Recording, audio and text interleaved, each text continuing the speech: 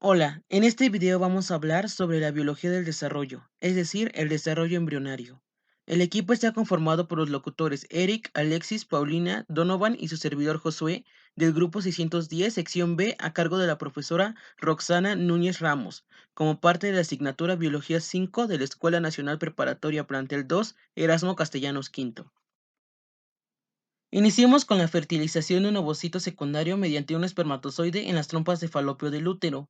Esto sucede cuando los primeros espermatozoides alcanzan el óvulo, liberando enzimas potentes ubicadas en su tapa de acrosoma para atravesar las células de la capa granulosa, es decir, la corona radiata, y una capa de gelatina, uniéndose a un receptor en la zona pelúcida, fusionándose con la membrana plasmática del óvulo junto a la liberación de su núcleo que contiene ADN. Consecuentemente, hay un aumento del calcio intracelular, liberando gránulos corticales que mueven el agua intracelular por ósmosis al espacio perivitelino, formando además una envoltura de fertilización, evitando la entrada de otros espermatozoides al óvulo. Después encontramos a la diferenciación celular, que sucede cuando las células se especializan para realizar diferentes funciones, como en el caso de las células madre embrionarias que tienen una mayor plasticidad. En el caso de los organismos multicelulares, comienza con una célula dividida por mitosis, produciendo todas las diferentes células del organismo que tienen cromosomas idénticos. Debido a que cada tipo de célula recibe señales para determinar su destino mediante la activación o silenciar la expresión de ciertos genes, continuando en su conjunto de células y en respuesta a señales de otras células. Además, dichas células causan alisación en las células a través de las determinantes citoplasmáticos, que son moléculas reguladoras distribuidas de manera desigual en el citoplasma de la célula a medida de que la célula se divide, en donde algunos descendientes reciben una alta o baja concentración.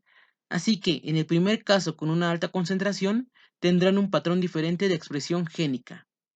Asimismo, se encuentra el proceso de inducción, que es una expresión diferencial de genes en respuesta a los determinantes citoplasmáticos mencionados anteriormente.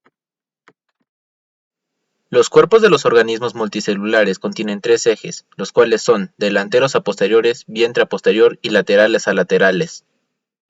El desarrollo de estructuras en el organismo difiere en la ubicación de las células que se encuentran alrededor de los ejes. El establecimiento de patrones que va a lo largo de los ejes es llamado formación de patrones, los cuales dependen de la señalización de las moléculas, los morfogenos.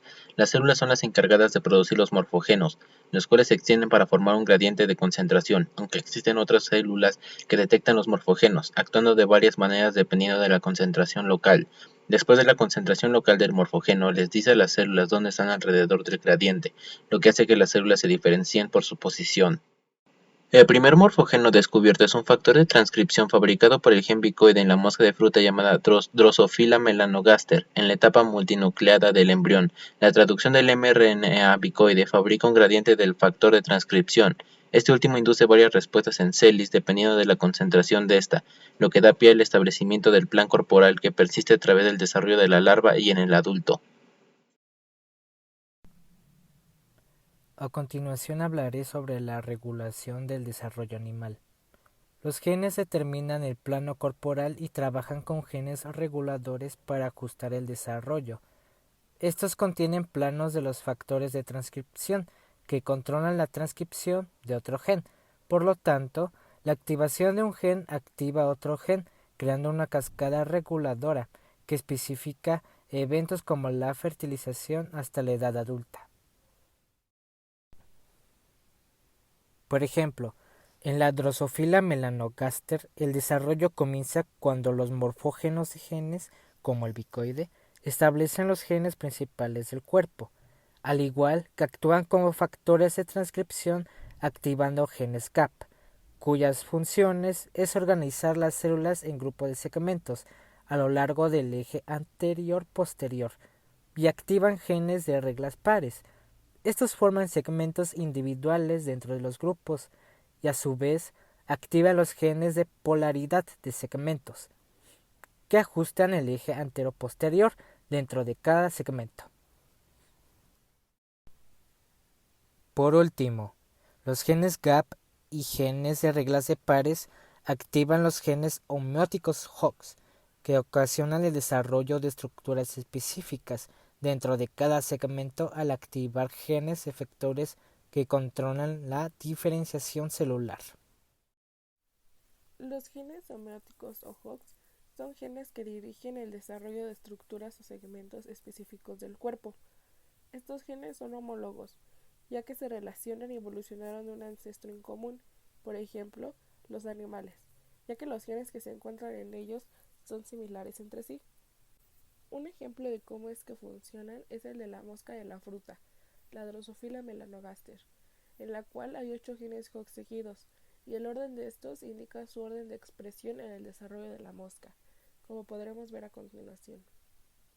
La eliminación de los genes o moverlos del lugar podría causar mutaciones, y los animales tendrán un desarrollo extraño. En este caso, la mosca podría tener patas en lugar de antenas, lo que se conoce como antenopedia. Estas mutaciones suelen ser muy específicas, y dependiendo la parte que se alteró es el resultado que se tendrá.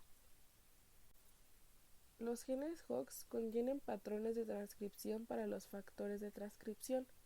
Los factores de transcripción son los encargados de activar los genes. Ahora bien, ya que los genes HOX contienen patrones de transcripción, también tienen incluida la secuencia homeobox. Este es importante, porque determina la forma de unión del ADN, que produce el factor de transcripción a partir de este gen en particular. Por último, podemos decir que tiene una organización inusual que se conserva a través de las especies animales. La gastrulación es uno de los eventos más importantes, ya que las células de la blástula se reorganizan para formar un embrión, el cual entrará en una etapa de capas llamada gástrula. Una de las principales funciones de la gastrulación, aparte de formar el embrión, es crear 3 capas germinales primarias llamadas endodermo, ectodermo y mesodermo. El primero produce órganos internos y el revestimiento del intestino. El segundo da lugar al sistema nervioso y a los órganos de la superficie como la piel. Y por último, el mesodermo se encarga de formar los sistemas muscular, circulatorio y esquelético. Después de la gastrulación se da lugar a la neurulación, el cual es un proceso en el que el ectodermo adyacente al notocordio se engrosa para crear una placa elevada de células llamadas placa neural. Asimismo, la placa en vagina se sella para crear el tubo neural, que finalmente se convierte en el sistema nervioso central.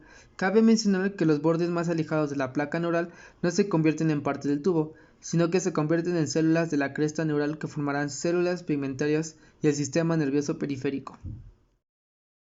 Ahora hablaré sobre el desarrollo e implantación preembrionarios. Estos procesos se dan dentro de una semana después de la fertilización, en el cual el cigoto tiene como objetivo partirse por las divisiones mitóticas rápidas de 2, 4, 8 y 16 células, esta última con el nombre de mórula, y posteriormente se formará un blastocito. Un blastocito es una bola sólida de células que se diferencian en 2 áreas distintas con una cavidad central de blastocito, la masa celular interna y el trofoblasto, por lo que la masa celular interna se convierte en el embrión, mientras que el trofoblasto eventualmente se convierte en la placenta. Cabe mencionarse que se comienza a secretar gonadotropina coriónica humana, HCG, para indicarle al cuerpo lúteo que continúe secretando progesterona, mientras que la capa del trofoblasto invade la pared endometrial formando un sinciotrofoblasto o vía temporal para el intercambio de nutrientes entre el embrión y la madre antes de la formación de la placenta. Una vez se forma una conexión placentaria entre el embrión y la madre, se completa la fase de implantación. Esto ha sido todo por nuestra parte, espero que el video les haya servido para poder comprender estos temas sobre la biología del desarrollo. En la siguiente diapositiva les dejamos las referencias para que puedan revisarlas. Hasta luego.